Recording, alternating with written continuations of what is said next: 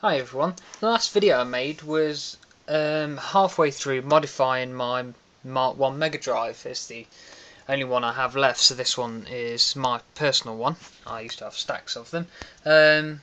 This one I've tried to modify with all the modifications I could find on the internet. So basically I started doing I haven't put them in yet, I've got holes in the side. Can't really see because I've got boxes in the way. Holes in the side ready for these switches, but I haven't mounted them yet because I've just been testing it still. So this one here is the switch that does 50 and 60 Hertz to switch between Pal and Ntsc. So over in UK land we got crappy PAL versions of the games which were, from what I've read, 20% slower, and from me flicking the switch you can hear the difference in the speed alone in the music. And also it was a squashed letterbox version, so we had horrible bars of colour at the top and bottom where NTSC was near enough full screen. So this little handy switch flicks us over to full screen, 60 Hz, faster music, all that sort of jazz.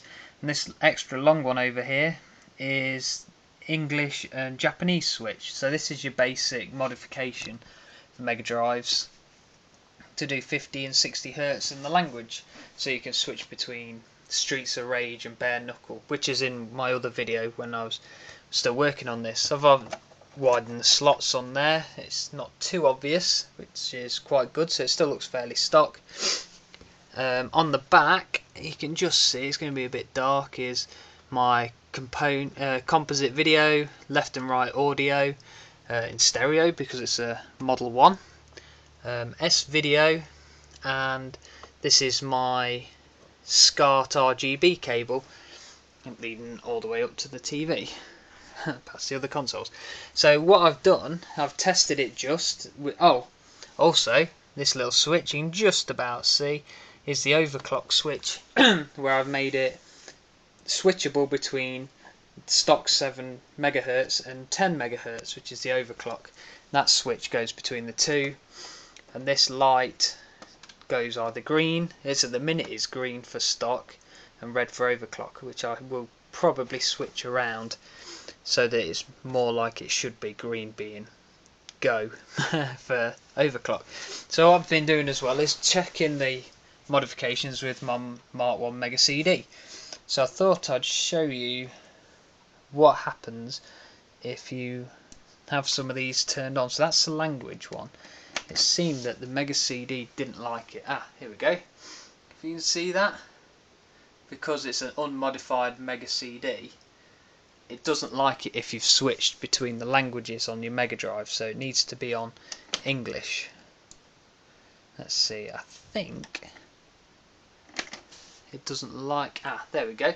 It also doesn't like being started in 60 Hz because it's reading that it's an NTSC.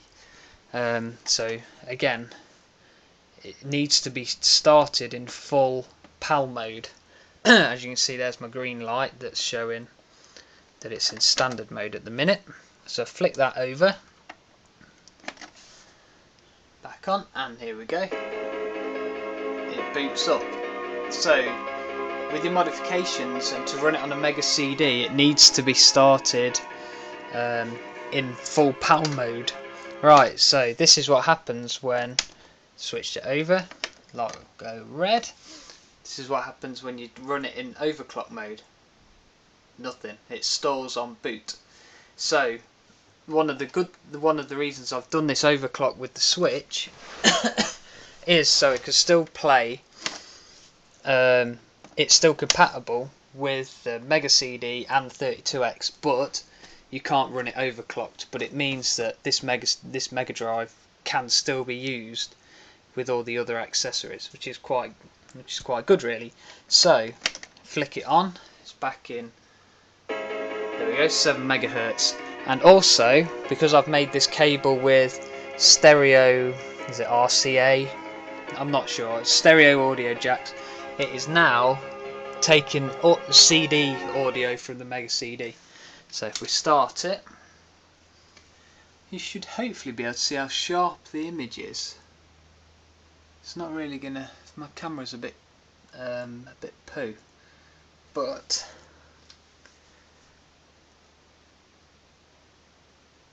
it takes a little while to boot up the old Mega CD. Here we go. There it goes. It's classic Final Fight CD, and you should be able to see. There we go. How sharp the image is. I'll be taking some photos for my blog to show the difference between the RGB Scart cable and the RF, which is really, it's just a blurry mess. It's, in comparison, it's not very good at all. That's not gonna.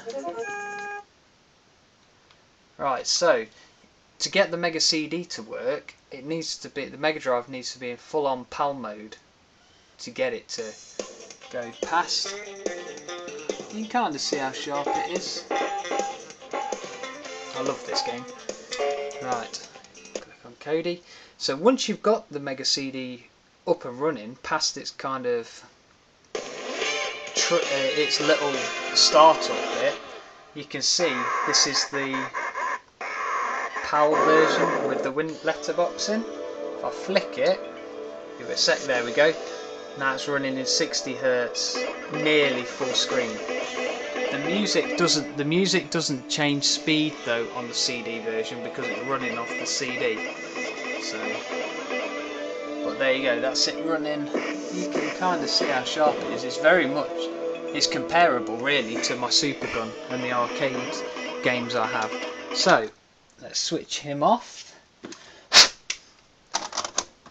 and pop Sonic 2 in.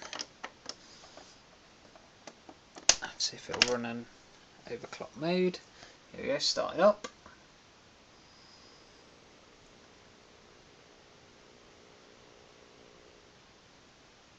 Ah, no sound.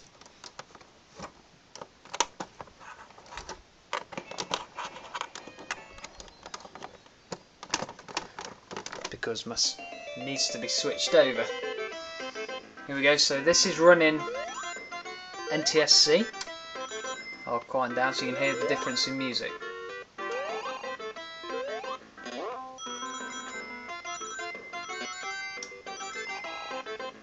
There you go, should have heard the instant speed and music change.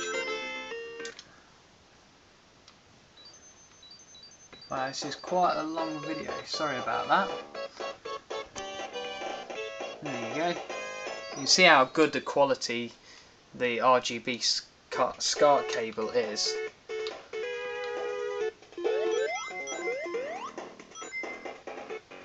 It really is super crisp, and it's something I'd recommend everyone to get or even make. It was quite easy to make my own, just a little fiddly. So there you go, it's a fully, as far as I can tell, fully modified, short of Neptun-izing it, Mega Drive. So I've just got to tidy these little cables away into that side bit. Job's a good one. So there you go.